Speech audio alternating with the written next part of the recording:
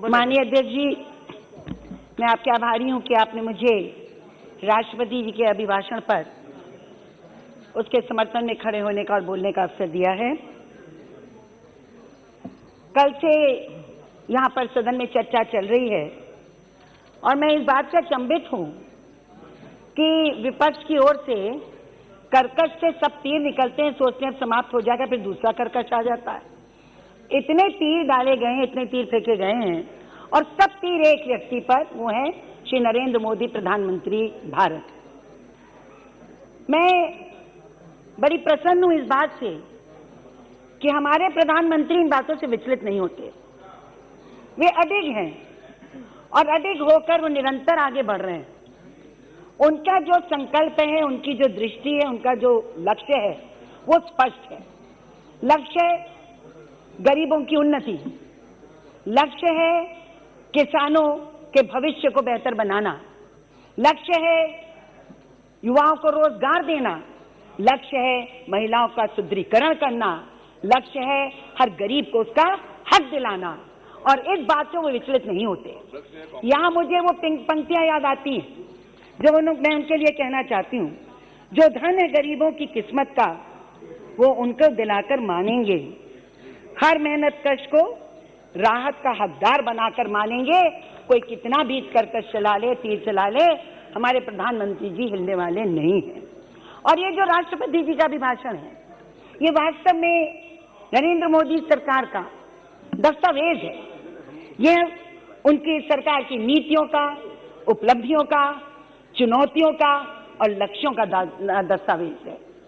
हमारे नेता विपक्ष ने कहा, अधीर रंजन चौधरी जी ने, कि dissent is the essence of democracy. I do agree with you, totally agree with you. पर ये कौन सी परंपरा है कि राष्ट्रपति के अभिभाषण का आप बहिष्कार करते हैं? ये कौन सी परंपरा है कि आपको सरकार में एक भी अच्छा लक्षण नहीं नजर आता? मुझे बड़े दुख से कहना पड़ता है कि मैंने बहुत अभिभाषण पढ़े हैं, सुने हैं, लेकिन विपक्ष की ओर से केवल एक जैसे लगता है कि एक भाव के सिंड्रोम में आप फंस गए हैं और उस विचार के सिंड्रोम से बाहर निकलना ही नहीं चाहते। और मैं यही कहूंगी कि आप वहीं फंसे रहिए, चुनाव की राजनीति करते रहिए, हम देश के निर्माण में लगे रहेंगे, प्रधानमंत्री जी के नेतृत्व में लगे रहेंगे।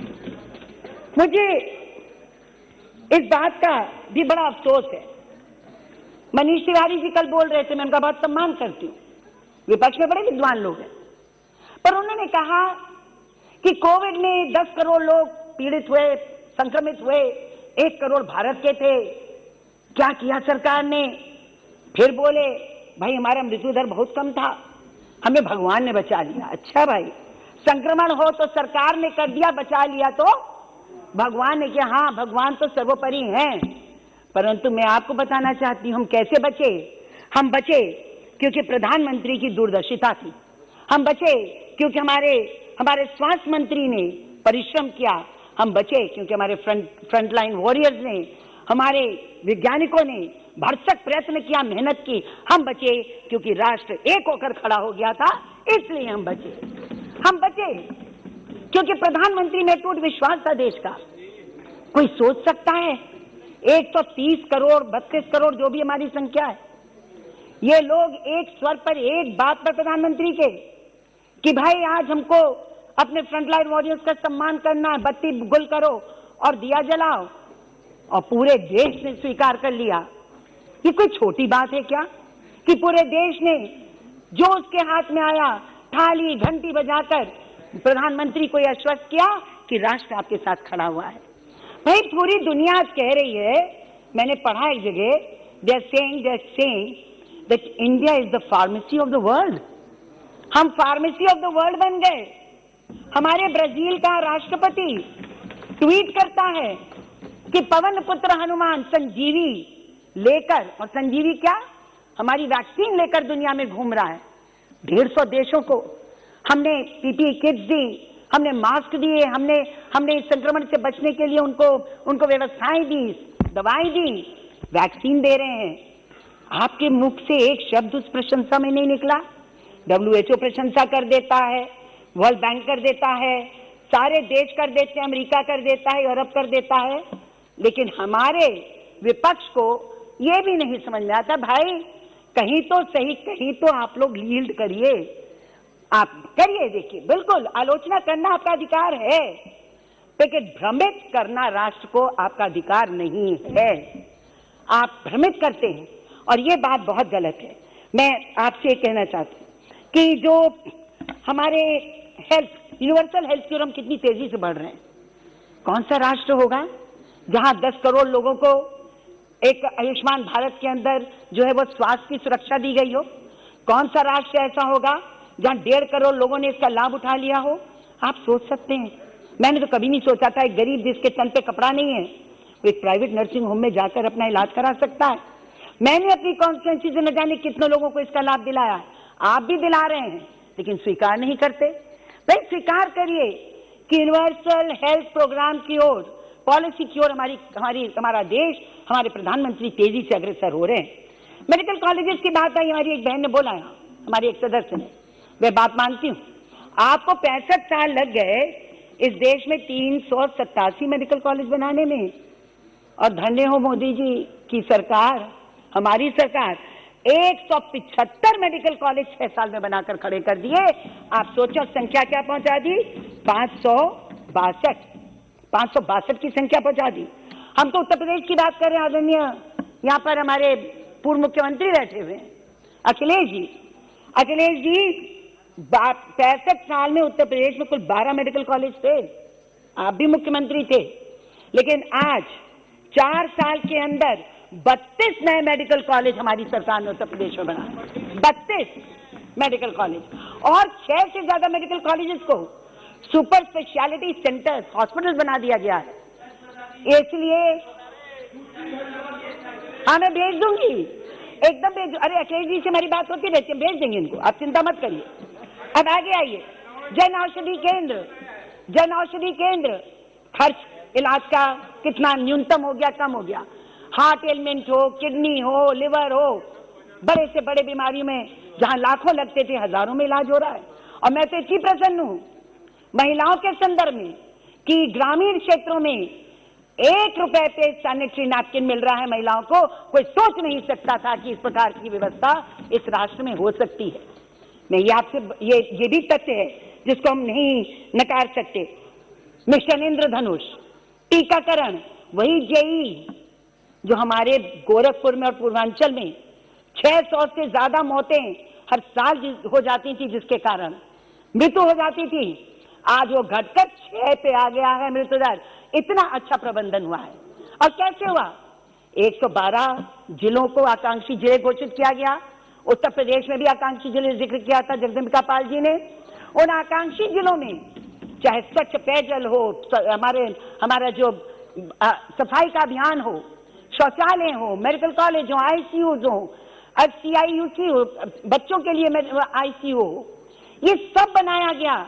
और मुझे बहुत कहने में गर्व होता है कि आकांक्षी जिलों को जिस तरह से बनाकर गुर्बत को और बीमारी को दूर किया जा रहा है, वो भी एक महत्वपूर्ण बात है। अब NMR को आ जाइए, टीकाकरण का लाभ देख रहे हैं, मातृ सुरक्षा योजना का, मातृ सुरक्षा योजना का देखिए, और जो जिस प्रकार का प्रबंधन कर गया गर्भवती महिलाओं के लिए मुफ्त में उत्तर प्रदेश में और जगहों पे भी हो रहा होगा। उन लोगों का अल्ट्रासाउंड होता है, राष्ट्रीय स्तर पर गर्भवती महिलाओं का हर महीने फ्री जांच होती है 9 तारीख को।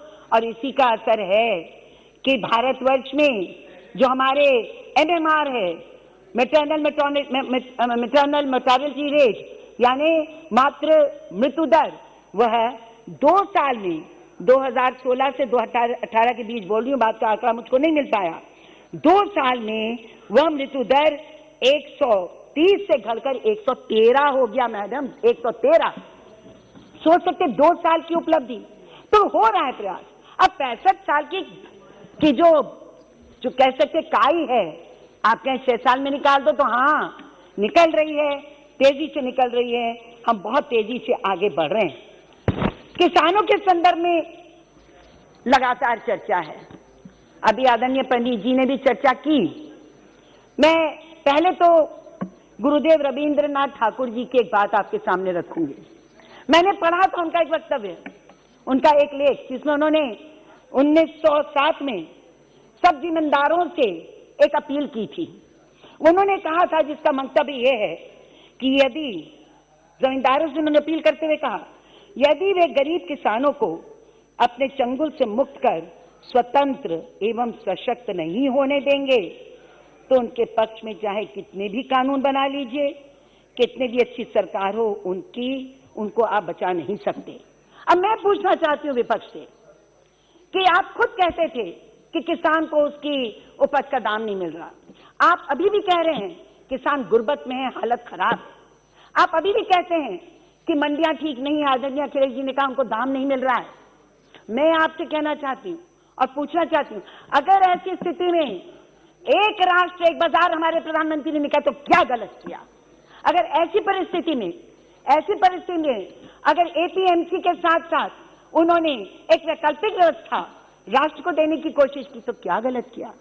मैं आपको स्मरण दिलाऊं, कोविड के दौरान मैंने एक बयान पढ़ा बहुत बड़ा, वाईएसआर कांग्रेस के जो हमारे मुख्यमंत्री हैं आंध्र के, उन्होंने कहा कि इस नीति के कारण, ओपन बाजार के कारण हमारे प्रदेश का जो टमाटर सल गड़ जाता था वह अब दिल्ली के गाजीपुर मंडी में जा रहा है और हमारे किसानों को करोड़ों का लाभ हुआ है, सैकड़ों करोड़ों का लाभ हुआ है। और अभी चर्चा के दौरान हमारे महाराष्ट्र से जो हमारी सांसद हैं, उन्होंने भी कहा कि हमारे महाराष्ट्र की सब्जियों को बहुत बेहतर दाम मिल रहे हैं खुलावा बाजार होने से। भाई, तो खुलावा बाजार तो अच्छा है, आप क्यों बांध के रखना चाहते हैं किसानों को एक व्यवस्था से? उनको खोल दीजिए, जाने दीजिए, जहां बेचना चाहते हैं बेचने की उनको अनुमति दें। पंडित जी को दुख हो रहा था, होना भी चाहिए, इसलिए होना चाहिए कि जितना भी धान और गेहूं खरीदा जाता है वही सबसे ज्यादा खरीद होती है सरकारी, और 80% तो पंजाब और बिहार और हरियाणा से होती है। बाकी देश में कौन सुखसुखाहट है? राजनीतिक दल चला रहे हैं अन्य प्रदेशों में किसानों का आंदोलन, किसान नहीं चला रहा है, मेरे क्षेत्र में भी नहीं चला रहा है। तो मैं ये आपसे कहूं, किस चीज की हमको नाराजगी है?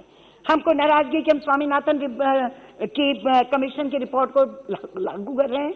हमसे क्या ये नाराजगी है कि कॉन्ट्रैक्ट सिस्टम में, कॉन्ट्रैक्ट खेती में हमने जो सुविधाएं दी हैं वो अन्य निधि पंजाब की मैं पूछना चाहती हूँ।